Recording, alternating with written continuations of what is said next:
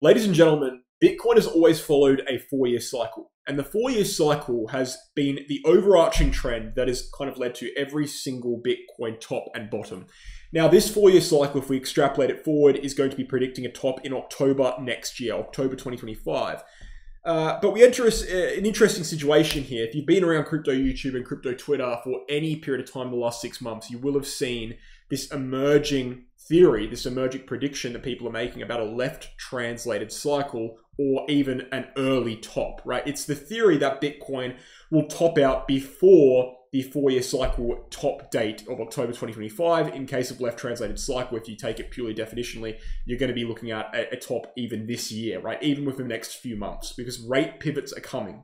Interest rates are going to be cut as early as September. That's 2 months away, right? And people are making arguments that the rate cuts are generally a pivot point in the markets, and Bitcoin will pivot with the rest of the markets, and there will be a recession after the rate cuts. Or maybe not a recession, depends on who you ask, right? Some people just say we're going to be seeing a bear market, a downturn, whatever you may say. Now, I have a few problems with this early top theory. I don't think it's debunkable. I can't debunk it. I also am not necessarily so confident in the 4-year cycle this time. I'm taking a period of a position of uncertainty here. And I think I'm justified in taking that position because at the end of the day, if we're going to be looking at predictive formulas, looking at theories, we need to be able to prove them. And my problem with the left translated cycle or the early top theory is there's not sufficient evidence to prove it. There's simply not sufficient evidence to prove it. I'm going to be looking into that specifically today and then proposing a solution, right? How do we react to these markets if we can't be sure of anything? How are we going to react to this, right? That's my kind of question I'll be answering today. But we first need to bring up the actual cases themselves and understand why exactly they are not provable, why exactly they are not gospel, even though people on YouTube and Twitter are treating it as such. So, ladies and gentlemen, before we get into the content today, let's go ahead and check out the BingX and Bitunix exchanges.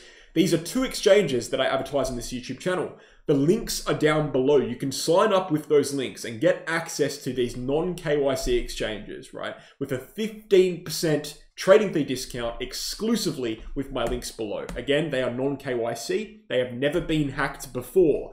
These are very good exchanges. Check them out with my links below. You'll get those discounts and you also get access to a 5,500 USDT reward and 4,000 USDT reward on BingX potentially with those links. So check them out, guys. Let's get back into the content. Now, in this video, I will not be discussing Bitcoin short-term and medium-term. If you want my thoughts on Bitcoin short-term, medium-term, you can go ahead and check out yesterday's video. All of the content there is still very relevant as I'm filming here today.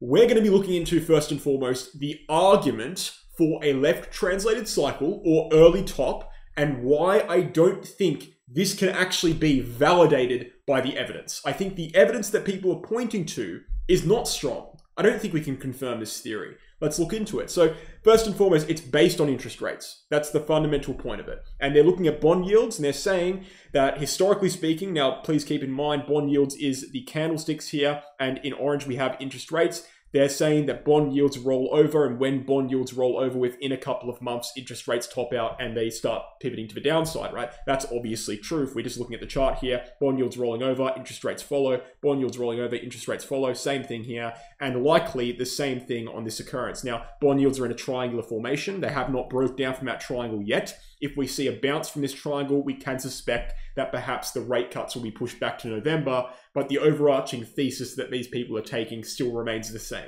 Bond yields will roll over and rate cuts will follow, right? I don't disagree with that. You can't disagree with that. It's not possible. That's the historical trend. That's exactly what the broader market is predicting. The broader market itself is saying clearly to us, this is not an opinion. This is what the market is saying. The market is saying we're going to be seeing rate cuts in September, most likely, potentially in November. It could get pushed back a little bit, but most likely in September, right? So then, you got to look into the fact that, well, this is a rate cut issue, right? So people are predicting that the markets are going to top out. And why are they saying that? They're saying that because there are a couple of occasions in history when rates have cut and that has led to market pivots to the downside, right? So namely, they're looking at the dot-com bubble and they're looking at the global financial crisis. So 2000 and 2008. Now, these are 2 occurrences where when rates were cut or leading up to the rate cuts or just after the rate cuts, the markets went into bear markets. Now, they're looking at these data points and they're saying, okay, look, It happened over there, happened on these two occasions. It's going to happen again. When rates start getting cut, we're going to go into a bear market. Everything's going to crash. Bitcoin's correlated to the S&P. Therefore, Bitcoin's going to go down as well. And therefore, we're not going to see a traditional 4-year cycle top. We're going to see an early top, potentially a left translated cycle. That is their argument. That's the entirety of their argument. Now, look, it's not a weak argument. It's just not confirmable. I'm going to tell you why. You can't validate that argument. The data is not strong enough. There's a few reasons why. Okay, reason number one, in order to make predictions, we need to make predictions based on trends. Otherwise, we are blindly speculating. 2 data points, here and here, is not a trend. A mathematical trend requires 3 data points. That's point number one. Point number 2 is they're ignoring this data point over here in 2019 and 2020. Rates cut in 2019. Okay, the market did not enter a massive bear market. We saw a cataclysmic black swan event in 2020, but when rates actually cut in June of 2019, the market continued upwards to all-time highs. Now, people who are proponents of the left translated cycle theory will ignore this data point. They'll say, oh, that was COVID, it doesn't count, right? You can't ignore that data point. The rates cut in June, right? Over 10 months before COVID began, over 10 months before let's say 9 months before the COVID drop actually began. You can't just go ahead and discount that data point. 9 months is an adequate period of time for rate cuts to take effect in the market, and they took no effect. In fact, the market continued upwards to new all-time highs. So already you got 2 problems. One problem is 2 data points is not a mathematical trend, and they're treating it as such. Problem 2 is they're ignoring a clear data point for no reason. Problem 3 is, if we go back in history, before 2000, this trend, which they suspect is a trend, didn't take place at all. Rate cuts did not lead to market downturns reliably at all, right?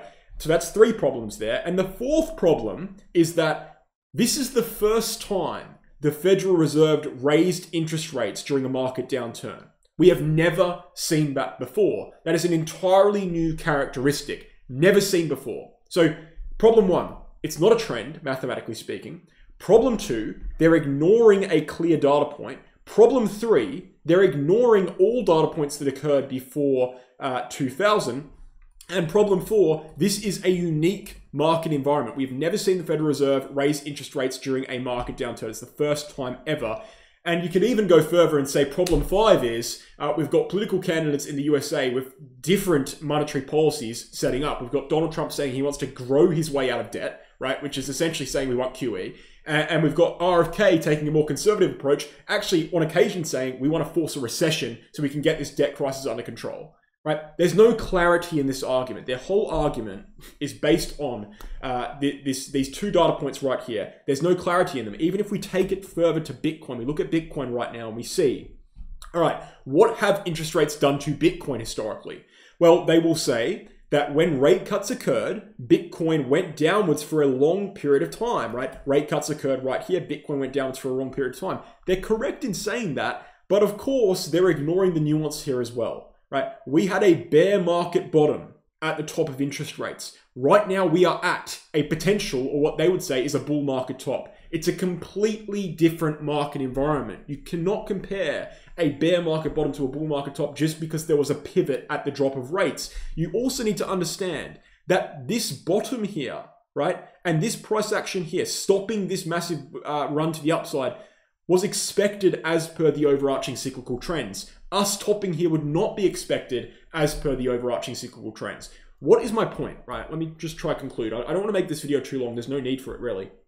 My point is that, is there a chance that we top out when rates top? Is there a chance that the markets get dragged down and we pivot with rates? Yes, of course there is. Of course there's a chance. It's happened before. It happened on 2 separate occasions, right? Of course there's a chance we do that. My point is that there are so many problems with this argument that it is too weak.